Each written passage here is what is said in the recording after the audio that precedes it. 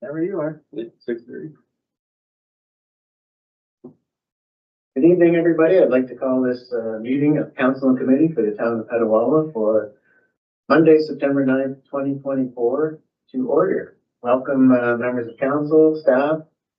Got some special guests from the county here this evening. Taylor Hanrath, CAO Craig Kelly, and Chair of the Operations Committee, Glenn Doncaster, have graced us with their presence this evening. Great to see you.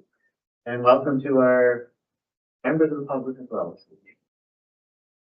Okay, just before we get into the meeting tonight, I'd just like to acknowledge the passing of Jarilla Carmody, mother of Councillor James Carmody, this past week. And just to let you know, Councillor Carmody, that the thoughts of all of council are with you and your family as you mourn the passing of your mother. Okay, we'll carry on with our reading of the land acknowledgement, and this evening it's Councillor Kutu. Thank you, Mr. Mayor. As we gather this evening, I would like to acknowledge on behalf of the Petawawa Town Council and our community that we are meeting on the traditional territory of the Algonquin Anishinaabe people. We'd like to thank the Algonquin people and express our respect and support for their rich history.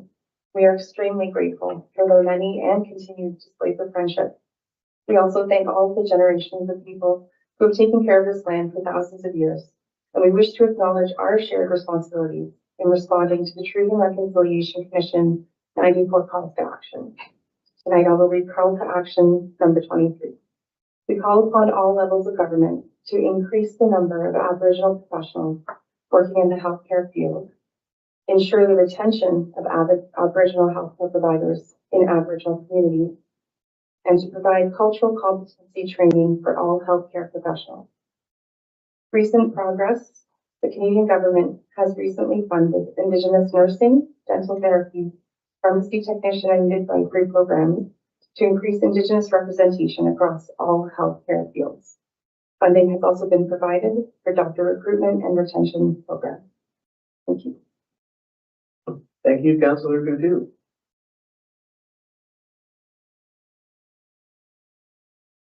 Okay, I just need to ask if there's any disclosure of pecuniary interest in any season's matters. Haven't seen none. We'll get started with our special presentation from the County of Renfrew. And I believe, Taylor, you're going to be presenting with backup. Okay, so thanks for coming. You're here to talk about the Dorn and Petawawa Boulevard roundabout.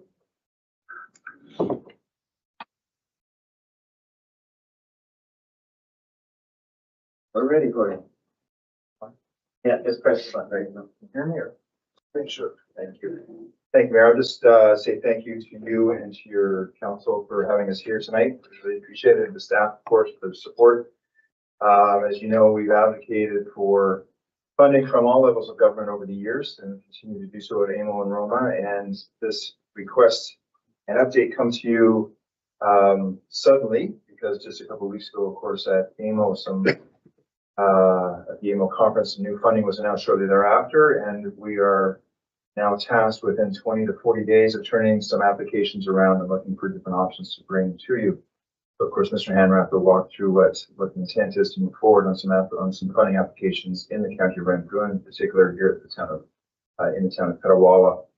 Earlier today at committee, at the operations committee, we had some direction to move forward, so everything is very apropos to be here. And again, thank you for hearing steps.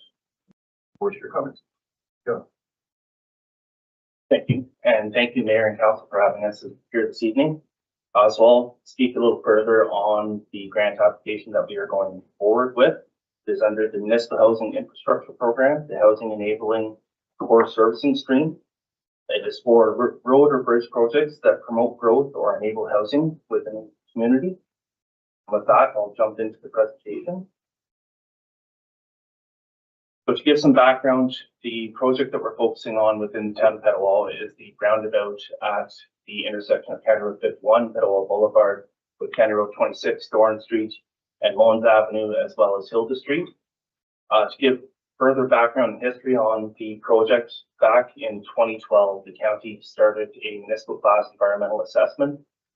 A capacity issue had been identified on County Road 51, Petawawa Boulevard, more or less from this intersection to the County Road 55 and the entry on Menon Road. So that municipal class environmental assessment assessed a number of alternatives to address the capacity issue, some of which are shown on the screen here. So the one shown in pink is a new road and bridge bypass, basically cutting up to Paquette Boulevard from, or Paquette Road from Murphy Road. Shown in orange is a new road and bridge built on the CP rail corridor, and shown in blue is the expansion of Petawawa Boulevard alternative that was reviewed as part of the environmental assessment. So fast forward to 2014, from that EA process, an environmental study report was developed, and after significant public consultation, a preferred alternative was identified, which was the expansion of Petawawa Boulevard. As part of that recommendation, two options were looked at for the intersection of Doran, Mullins, Hilda, and Petawawa Boulevard. One was maintaining a signalized intersection at that location. The other was a roundabout. Now, at the time of the ESR, the roundabout was not considered feasible solely because ownership of the CP rail corridor hadn't been changed at that point. That was the limiting factor. Fast forwarding further to 2022, the county began looking at developing a Class A or detailed design for the two intersections. As part of that detailed design, there was a new traffic study completed. And now that the county was owning these former CP rail corridor, the roundabout option at Doran was much more feasible. And the traffic impact or traffic study was completed to confirm that it was preferred over a signalized intersection. So as part of that, we had to do a addendum to the existing ESR done back in 2014. And that was completed in 2023, along with completing the detailed design for the two intersections. The one shown on the screen here is at County Road 55, Paquette Road, and the entry into Garrison, Petawawa, and Benin Road. This project, we've been in frequent discussions with Garrison, Petawawa, and they are open to funding such a project once their funding becomes available. Right now, their focus is on the Brindle Road access route. Once that's completed, their focus will turn to this roundabout project. The county would manage the project, but they are open to funding it. Additional detailed design was completed for the 5-spoke roundabout at County Road 51, Petawawa Boulevard, Doran Street, Mullins Avenue, and Hilda Street. All 5 roads or 5 spokes would be incorporated into the roundabout, as you see on the screen here. At this time, this is the project we would be moving forward with the grant application on. The cost estimate completed in 2023, estimated construction cost to be approximately 4.43 million. There'd be additional costs for consultant contract administration and a couple of additional studies that are required just to confirm that we're still in compliance with the existing ESR. And we got approval today, or direction today to proceed with an application under this project, but we'd like to present it and hopefully get support from the town of Petawawa on moving forward on a grant application for it. Some of the parameters of the grant are that it has to support housing or access to housing or enable housing. So part of this project would enable further housing development on Doran Road. It would increase the capacity of the intersection overall, giving further access to housing from Garrison, from other parts of Petawawa to travel to work locations while maintaining access to commercial center along Petawawa Boulevard. And the grant application, I believe, is a 50% coverage of project costs or eligible costs. Additionally, the traffic impact study has been completed, which it was as part of the municipal class environmental assessment, and preference is given to shovel-ready projects, which this project is. I'll pause there to see if there's any questions. Oh, and the deadline to apply is October 18th. Hence the haste with which we present this for town support. Okay, thank you very much for all that information. And as you said, this has been an ongoing project for quite some time, as has our traffic pressures on Petawawa Boulevard. It's been an ongoing problem for quite some time as well. So it's great to see that this is still on the table and that a lot of different levels of government are trying to help us solve our problem. You mentioned the Brindle Road access and Centurion Road access projects that the garrison has going right now as their priority number one, and also the other roundabout at the entrance to the garrison as well. So it's great to see, and it's good that the government is providing some funding for projects such as these. And I'll open it up to questions or comments from members of council. Councilor Driscoll? Hey, Mr. Mayor. I'm definitely supportive of the project. I think there will be some pushback from residents at first because there's a learning curve with roundabouts that people aren't used to them. But when we got I work on the base, and when we got the one at Centurion and Montgomery, it was the same thing. It alleviates traffic so well. It keeps everybody moving. And I think at this intersection, to eliminate that light, it will be very beneficial to keep traffic going. Deputy Mayor Summer. Thank you, Mr. Mayor. This is very exciting. Thank you very much for choosing our project. Just one question with respect to the garrison's next priority. Do they have a projected timeline with that? The reason I'm asking is because I know that this will take some work and some time, but they really have working kind of tandem, right? So I'm just wondering if they've got a timeline. So that's the first question. And then my next question is just, I know there's been a lot of work done ahead of time, and I couldn't quite remember if there are any land concerns, if there's any land that has to be purchased or anything like that. And then just now that the Algonquin Trail is so well utilized, I guess my flag would be managing the safety of pedestrians. So, if you don't mind, please. Thank you, Mayor, to all the committee and council. If you'll view the drawing on the screen, if you look in the top right corner, there is a small sliver of property required in order to accommodate the roundabout there. And in the bottom left corner, there's also a sliver required there as well. But both of these property owners have been contacted as part of the EA process and had the opportunity to give input. And they were open to the roundabout proceeding, even though it did require property from them. In particular, the gas station that's on the upper right, they are aware that it would affect their entrances, but we've worked with them that it would be a flow-through entrance going on to the other side as well. So they would still have access for their tanker trucks to come in and fill up. To address the other question regarding Algonquin Trail and the town of Petawawa's twin trail. So if you look at the bottom, you can see that there's crosswalks enabled on the spokes coming in for Hilda and Doran Street. So the two trails would merge as they come up to the crossing in order to limit the number of crossings going across these streets. You would cross to the island and then cross to the next, and you would be through the intersection. They have been incorporated as proper crossings for the trails, and once they're across, they would go back into the twin trails again. And groomers and all of the user groups have been taken into consideration as part of the design as well. Thank you. And just with respect to Garrison's timeline, do they have, they provided you with any of that? At this time, it's not concrete. What they've stated is they want to complete the Brendel Road access first. The original plan we were told was that it would be commencing this year, but I think there's been some difficulties with funding. So potentially next year, and it would be an up to 3-year project. Thank you. Yeah. Thank you, Mayor. So just, and Taylor will support me, hopefully on this one, is that this is, well, two things. The roundabout looks very large, right? The actual circle, if you will. It was designed to accommodate tractor trailers and large commercial vehicles, and that's why it's designed a little bit bigger than perhaps a roundabout.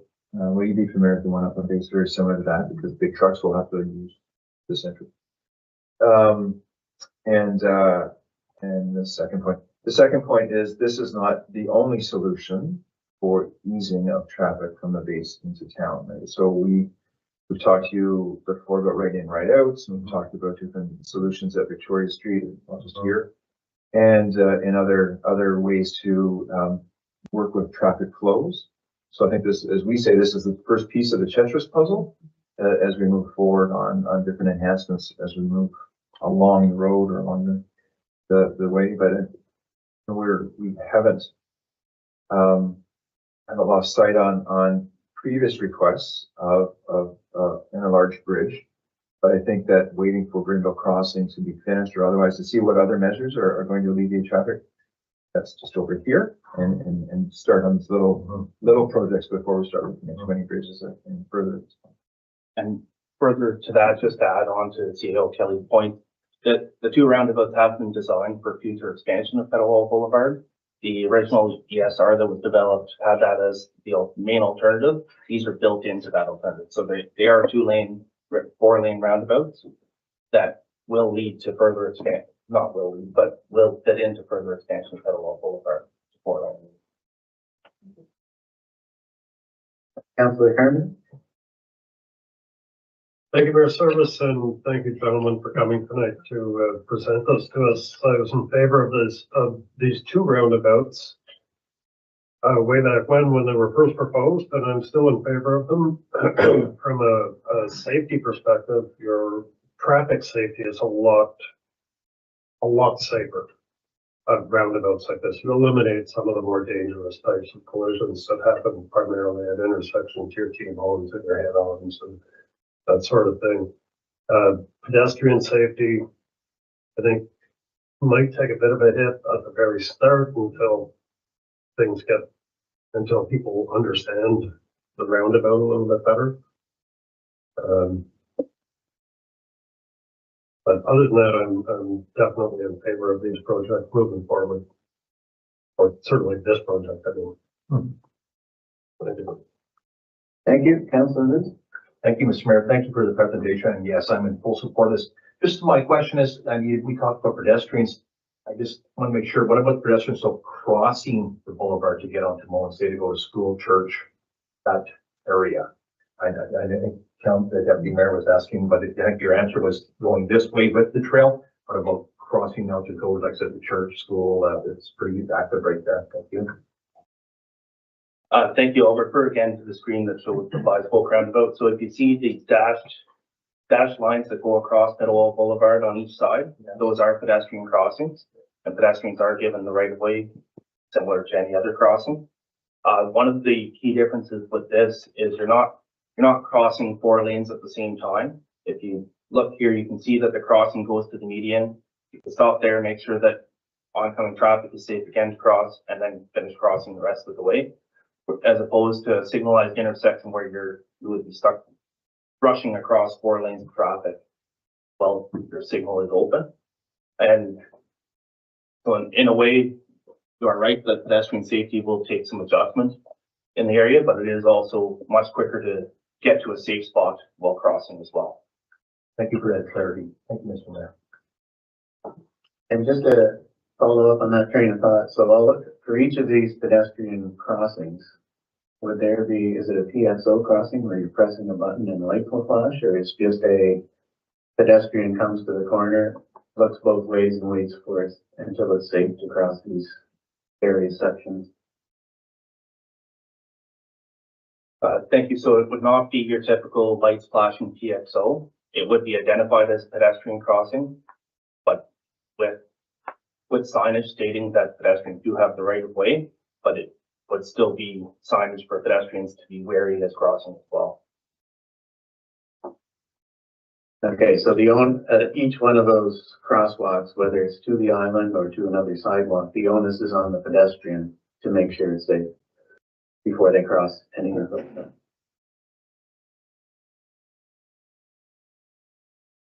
I'm not sure that onus on the pedestrians is the right way to put it. They do have the right of way. Yeah. It's not saying that pedestrian versus vehicle, pedestrian doesn't usually win. So they do have the right of way, and we have to make sure that there's an education program in place to make sure the drivers are aware that pedestrians have the right of way while crossing those locations. And though they won't be full lit up PXOs, they will have the pedestrian crossing paint all the way across. We will have proper signage in place that will be identified as pedestrian crossings. Thanks. Councillor Campbell? Thank you for your service. I forgot to ask, is there any possibility of doing anything with the center portion of the roundabout? Or what are the standards in that department or policies or? So incorporated into the design is some beautification. On this one, it's more shrubbery and trees, aesthetic type shrubs and trees. On the Garrison roundabout, there is actually like a placard type placement built into it as part of the design. Unfortunately, I don't have that with me today, but it is built into it, and I can share that. But it's probably more likely that you couldn't put anything there that would obstruct, your view lines or that sort of thing. It's gotta be low step or something, you know, it's not a good spot for public art or something. That's correct. Yeah. So this would then become a Renfrew County island in the middle of the town of Petawawa. Yeah, I can't let it go, because if the director of public works was here, he'd say that Jebediah Springfield would be in the middle waiting, you know, below and everywhere, but that's okay. So I guess I'll just bring this up because our director of public works is here.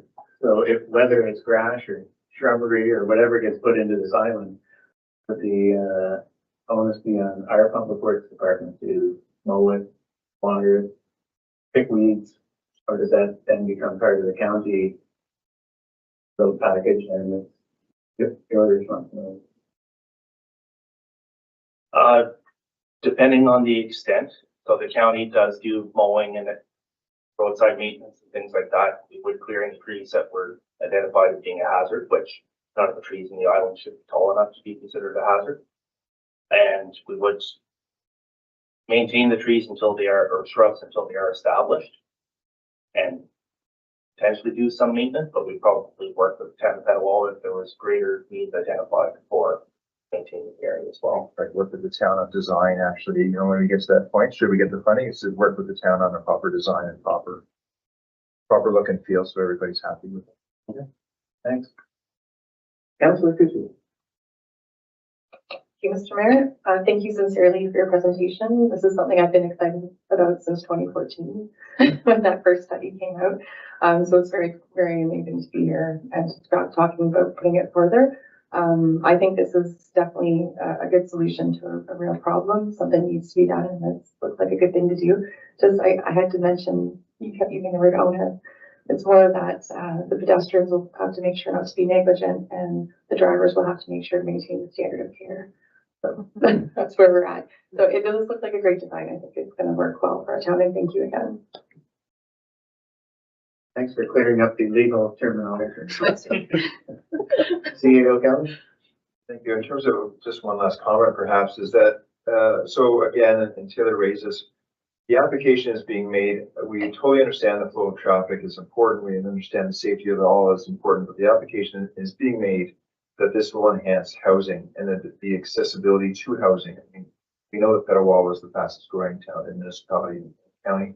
We know there's developments coming up in Murphy and Dorn and otherwise. So we're hanging our hat on the fact that this will allow workers, if you will, on and off the base to get home when they need to and get back on, and allow development to effectively work in an organized fashion. So that's the tilt that we're putting towards the application on this. And I think we'll be successful. And my gosh, we've been in front of the minister dozens of times, but you never know. I mean, the province across the whole 443 other municipalities are looking for the same type of funding.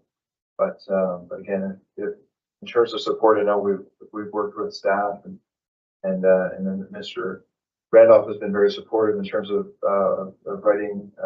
working on a letter that would suggest that housing is important to the town of Petawawa, obviously, and this will help aid folks on and off to their workplace.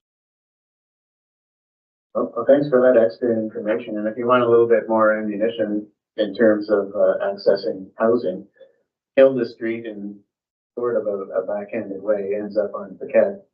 You have new subdivisions down there as well. And I could see this as, because as we know, the Victoria Street intersection is often a complicated one for a lot of people, depending on what direction they're coming from. But anybody coming down Paquette, Portage Road, to get that intersection may find it if this gets put in place, may find it easier to get over to Hills and go through the roundabout rather than waiting at the lights at McDonald's, trying to turn right, left, straight, and over and roundabout.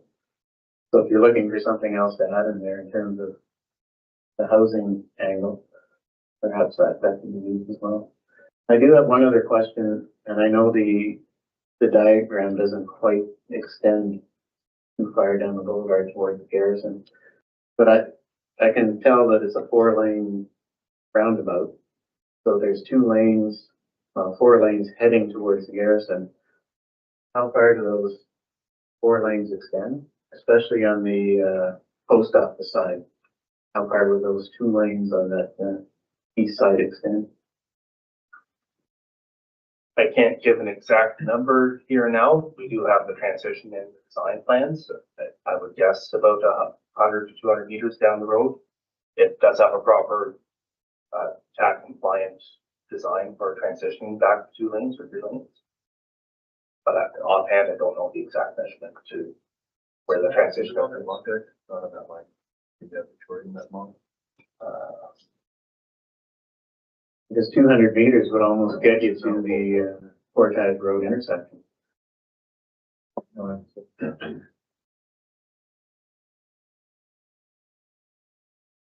I don't believe it takes us right to the Portage Road intersection because there's a lot of complexity with the signals there. I believe the transition is about the halfway point between the 2 intersections. Okay, any further questions or comments? Okay, if everybody's satisfied, there is a resolution, and I'll read it just before I ask for a mover in a second here.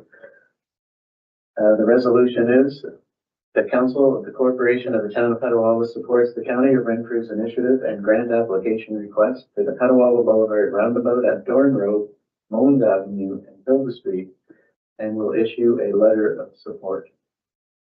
So that's the recommendation that we're looking for. And if you're comfortable, I need to move in a second. Moved by Deputy Mayor Satterman, seconded by Councillor Carmody.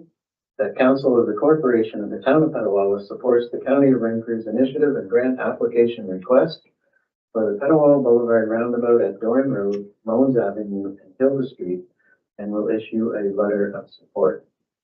I'll call for the vote. All in favor? It's carried. Having us. Some roundabout fans in the crowd. So thank you to all 3 of you for coming here and making that presentation. It certainly helped, all the extra information that was given to council, helped them make their decision. And best of luck with your grant application. We'll be looking forward to hearing about it. And if you need any more support from our staff in terms of assistance with the grant application, we'll be more than happy to help. So thank you.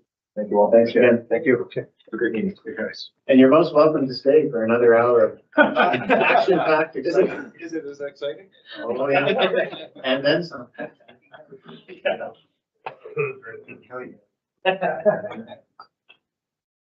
Okay, next up, we have our Community Services Monthly Report for August 2024. Mary.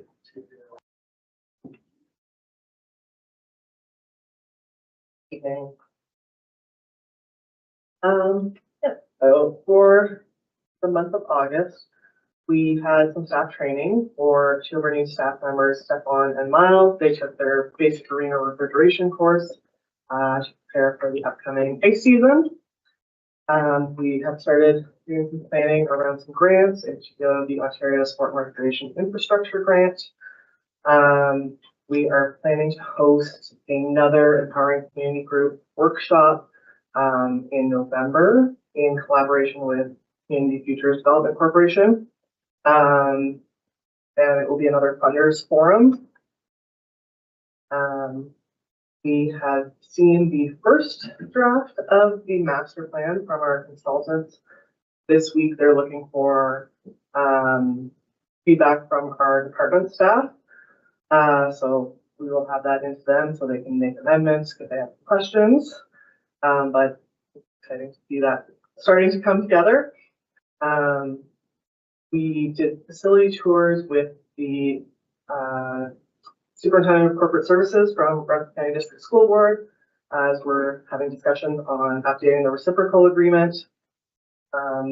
With Silver Threads, we brought, they had a cleaner there prior to this town taking over, and we brought him back on to continue maintaining that facility. Rhiannon Stiers joined us in the spring on a placement for school and was hired then in the summer as a tourism ambassador and has now been hired on another contract. We got funding through the ministry's seniors community grant So she's in position until the end of February as the active aging programmer. We also had interviews for the manager of civic properties, an offer out, but no. Yeah. Not accepted? No, no.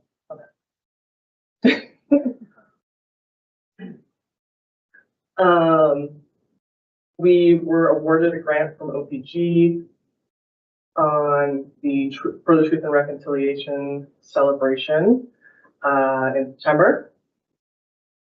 We had lots of programs going on, summer camps wrapped up.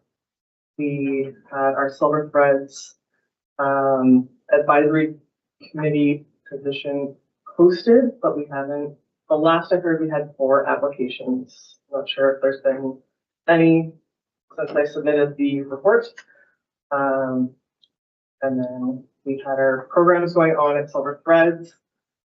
These are how many times that they happen in a month. So our other programs, the number in brackets is participants, but this is how many events happened last month. Water and Dirt Festival was extremely successful. Lots of people out for that event. We had a collaboration with Level 6. They came up and did a photo shoot with some of our staff as the models that will be used in marketing materials. The Music in the Community continued with Adam Fieldhouse in August. We have a couple upcoming, or I guess the Silver Threads open house has already happened. We have a coffee house concert series coming up at the end of the month. This is a new event series that Colin is trialing, and there will be another one in November. Rentals were pretty standard for the month of August. In terms of facilities, we had the HVAC upgrades completed at Silver Threads and the opening of the comfort station. Thank you, Mayor. Questions on the report? Deputy Mayor Simon. Thank you, Mr. Mayor. Through the Mary, just please extend on behalf of many of the seniors out in the community, thanks for everything that's being planned and whatnot. The paddling was very, very successful and very sought after, and so got a lot of happy people over there. So thanks to the team for that. On behalf of the Emergency and Protective Services United event, if you could also extend to your staff a big thanks for their tremendous effort this past weekend.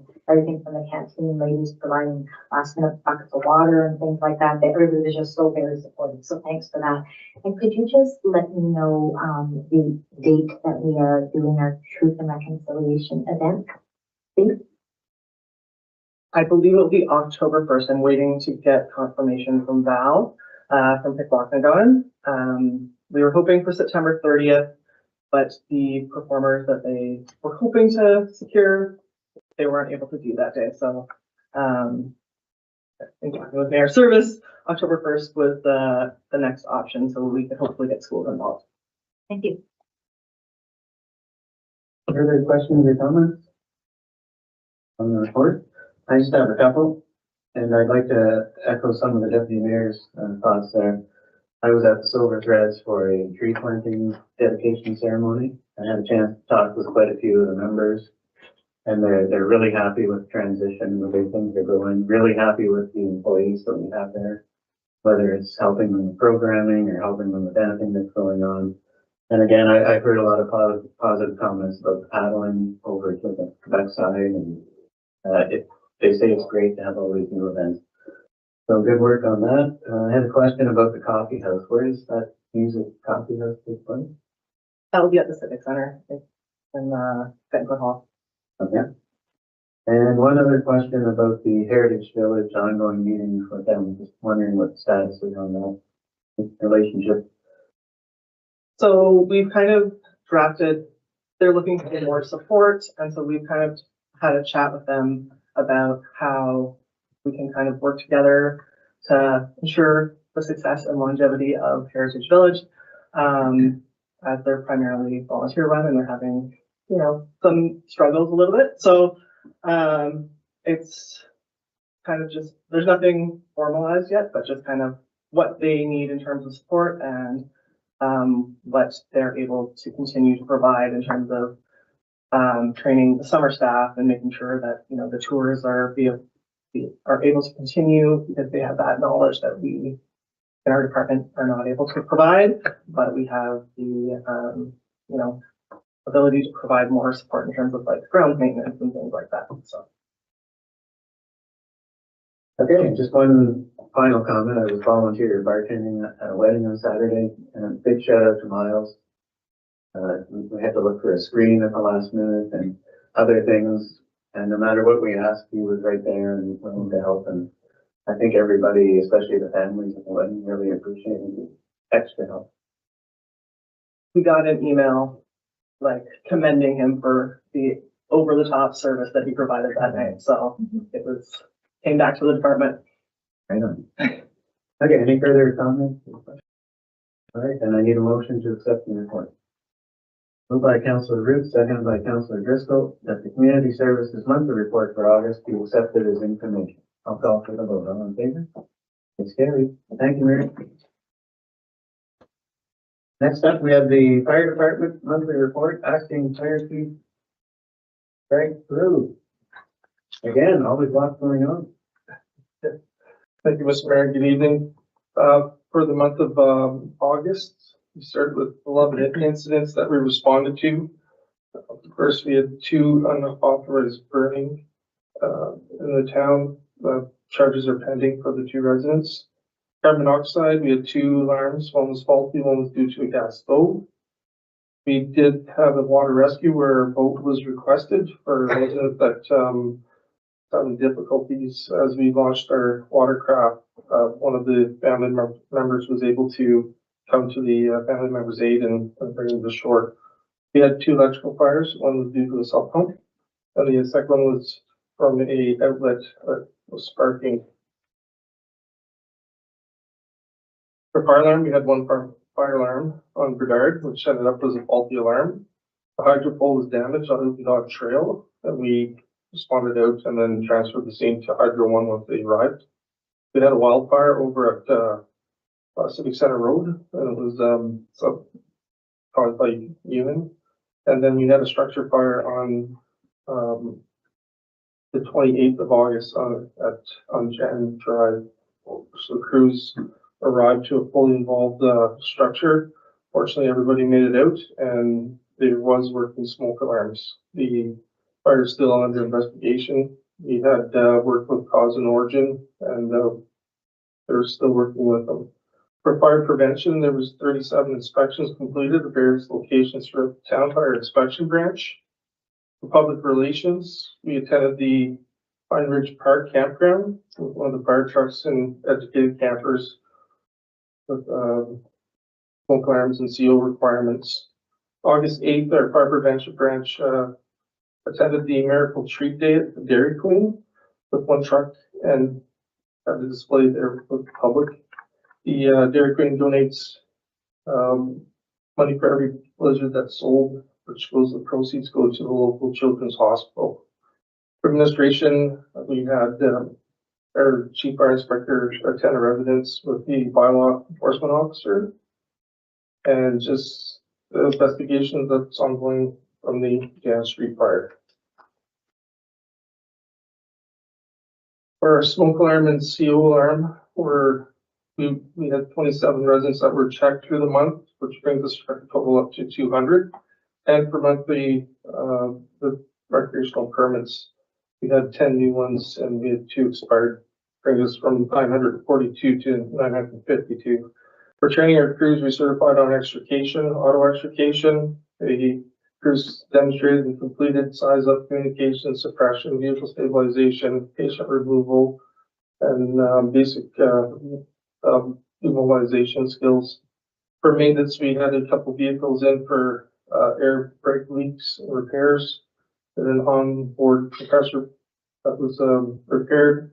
We went and installed 3 new ceiling fans in the truck bays on Station 1, and then just minor maintenance on some of the equipment. For the acting fire chief's comments, attended the procurement meeting workshop on the 8th. On the 19th, myself, the acting deputy, and Chris Mantha attended frontline communications to receive the report of our radio system, which is in good condition, which was nice to hear. We went over some maintenance ideas. On the 21st, myself and Colin Howard attended the engagement proposal from the Emergency Management and Civil Protection Act in Ottawa in the Nipina Sportsplex. And on the 21st, we updated our fire protection profile that was submitted to the Fire Marshal's office, and that was due at the end of the month.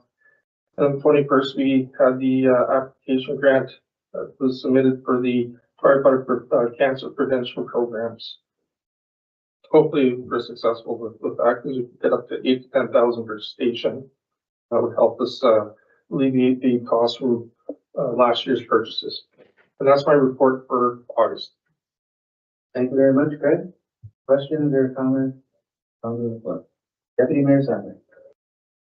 Thank you, Mr. Mayor, through you to Craig. Craig, if you could extend to the team, thanks for the fire suppression at Jan Street. It's a very, there's a lot of homes down there, and so it's really great that they were able to contain that. And just for council awareness, I know I already mentioned the Emergency and Protective Services United event, but Craig was one of the key instrumental organizers, and he and some members of the team, so Tyler, Bill, and Simon, would support if it wasn't for their work and yours in particular.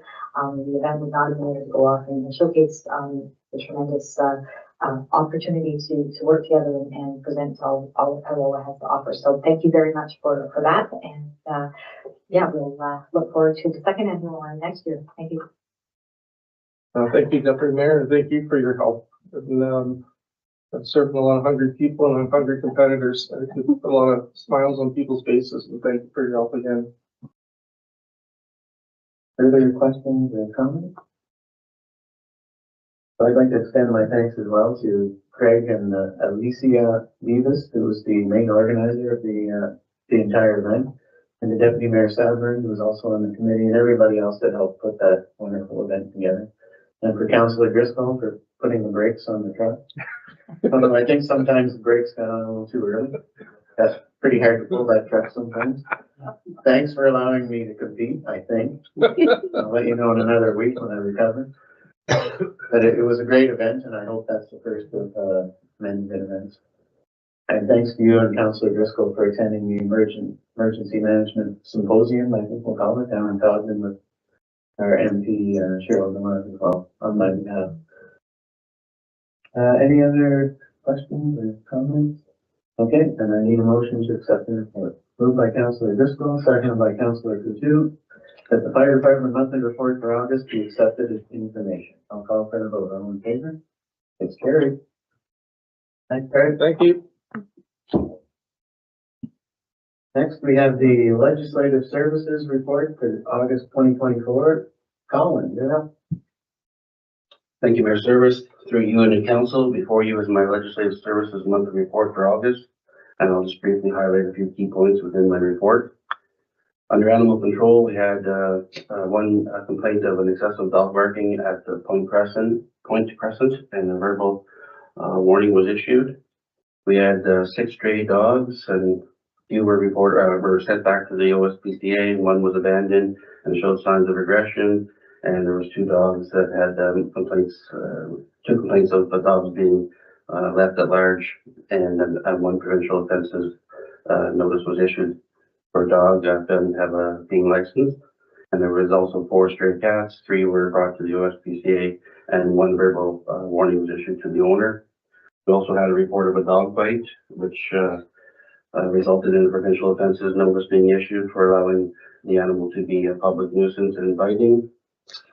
I'll turn over to bylaw enforcement. Under parking, we had 14 parking infraction notices issued in the month of August and 14 written warnings for parking infraction for the month. Under watering, we had 10 exemptions issued for 10 property owners, and 32 written warnings were issued for residents watering on the wrong day. We had 1 written warning issued for the birding bylaw to a resident on Russell Street. And under Commissioner Wolf, we had 25 requests for services for the month of August. We had 2 that were declined due to documents that we don't commission, family court and small claims court matters. Under marriage licenses, we had 5 licenses issued for the month of August, and the revenue received for that month is indicated at $500. I'd be happy to take any questions, but the recommendation the council receives the legislative services monthly report for August is information. Thank you. Thank you, Colin. Any questions on the monthly report? Councilor Driscoll. Thank you, Mr. Mayor. Through you, Colin. I know I've met this before, but so we have 32 written warnings for watering on the wrong day. I've never seen a fine delivered. It's always written warnings. Do we keep track of that and how many written warnings is someone going to get before they are fined? I'd like to say we try our best at keeping track of the notices, and there are a lot of residents in the town, so I want to say to the best of our ability, we try to, it's new people, a lot of times there's people that aren't aware. A lot of people, for some reason, do not know about that watering bylaw, so you really do catch them. But I can't be certain that sometimes we don't miss one. So, I mean, there are a lot of times they are written warnings, so at some point we might need to do a better job at that, but right now I honestly can say we're trying to do the best we can. Okay, fair enough. Further questions or comments on the report? Okay, I need a motion to accept the report. Moved by Councilor Carmody, seconded by Deputy Mayor Savern. The council receives the legislative services monthly report for August as information. I'll call for the vote. All in favor? It's carried. Thanks, Colin. No general matters, but we do have a closed meeting. So I need a motion to go into closed. Moved by Councilor Ruth, seconded by Councilor Coutu, that the meeting be closed pursuant to section 2, paragraph B of the Municipal Act 2001, S.O.2001, C.25, to discuss personal matters about an identifiable individual, including municipal or local board colleagues. I'll call for the vote. All in favor? It's carried.